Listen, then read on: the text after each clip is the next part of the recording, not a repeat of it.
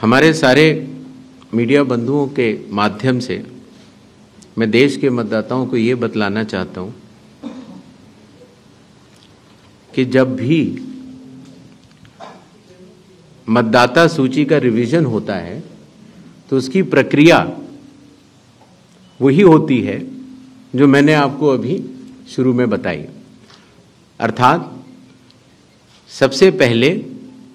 Booth level officers और बीएलएज, राजनीतिक दलों के बीएलएज मिलकर एक ड्राफ्ट तैयार करते हैं और उसके बाद सभी राजनीतिक दलों को और उसी असेंबली कॉन्स्टिट्यूएंसी के मतदाताओं को ये अधिकार होता है कि वो उसमें त्रुटियां सुधारने के लिए आवेदन कर सकें। आवेदन 3 तरह के हो सकते हैं, या तो किसी का नाम छूट गया हो तो फॉर्म 6 होता है, या किसी का नाम गलत जुड़ गया हो या किसी और को जुड़वाना हो तो फॉर्म 7 होता है, और या कई बार उसमें विवरण गलत हो जाए, आपकी नाम की स्पेलिंग गलत हो जाए, फोटो गलत हो जाए, एड्रेस गलत हो जाए तो फॉर्म 8 होता है। तो ये क्लेम्स एंड ऑब्जेक्शंस का जो पीरियड होता है ये बहुत महत्वपूर्ण होता है और इसमें सभी राजनीतिक दलों की भागीदारी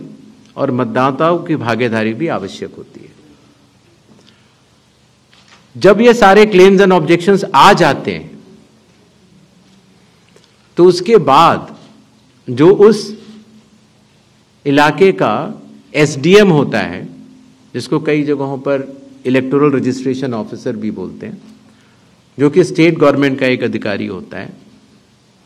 वो उस पर एक निर्णय लेता है और निर्णय करने के बाद एक अंतिम सूची का प्रकाशन करता है। ये प्रक्रिया में आपके माध्यम से सभी मतदाताओं को बताना चाहता हूं, जिससे कि उन्हें भी सनद रहे कि पूरी प्रक्रिया होती क्या है। तो एक बार जब एसडीएम की तरफ से अंतिम सूची प्रकाशित कर दी जाती है, और याद रहे कि प्रारूप अर्थात ड्राफ्ट सूची भी पॉलिटिकल पार्टी से शेयर की जाती है और अंतिम सूची भी पॉलिटिकल पार्टी से शेयर की जाती है, और आजकल चूंकि तकनीकी का जमाना है तो वेबसाइट पर भी इलेक्शन कमीशन की ये अवेलेबल होती है। इसके बाद भी अगर कोई भी त्रुटि रह जाए तो उस जिले के डीएम के पास एक अपील होती है, और अगर डीएम से भी उस त्रुटि का समाधान न निकले तो उसके ऊपर उस प्रदेश के चीफ इलेक्टोरल ऑफिसर के पास एक अपील होती है। जो अंतिम सूची प्रकाशित हो जाती है उसके ऊपर हो जाते हैं चुनाव। जब चुनाव होते हैं तो पॉलिटिकल पार्टीज अपने कैंडिडेट्स को खड़ा करती हैं और उन कैंडिडेट्स को यह सूची एक बार फिर दे दी जाती है कि इस सूची के ऊपर मतदान होगा, और यह सूची मतदान केंद्रवार दी जाती है। इस प्रक्रिया के बाद जब चुनावी मतदान होता है तो मतदान केंद्र के अंदर हर प्रत्याशी को यह अधिकार होता है कि वो पोलिंग एजेंट्स को नामित करे, और वही सूची पोलिंग एजेंट्स के पास भी होती है। तो उदाहरण के तौर पर जब हमारा कोई मतदाता जब मतदान करने जाता है तो पोलिंग एजेंट्स देखते हैं, और अगर कोई गलत व्यक्ति जा रहा है या कोई 2 बार जा रहा है तो उसके ऊपर ऑब्जेक्शन भी कर सकते हैं। मतदान प्रक्रिया समाप्त होने के बाद मतगणना होती है, और मतगणना के बाद रिटर्निंग ऑफिसर रिजल्ट्स डिक्लेयर कर देते हैं। ये एक डिसेंट्रलाइज्ड कंस्ट्रक्ट है। संविधान के अनुसार ये पूरी जिम्मेदारी चुनाव आयोग की है, लेकिन लोक प्रतिनिधित्व कानून के तहत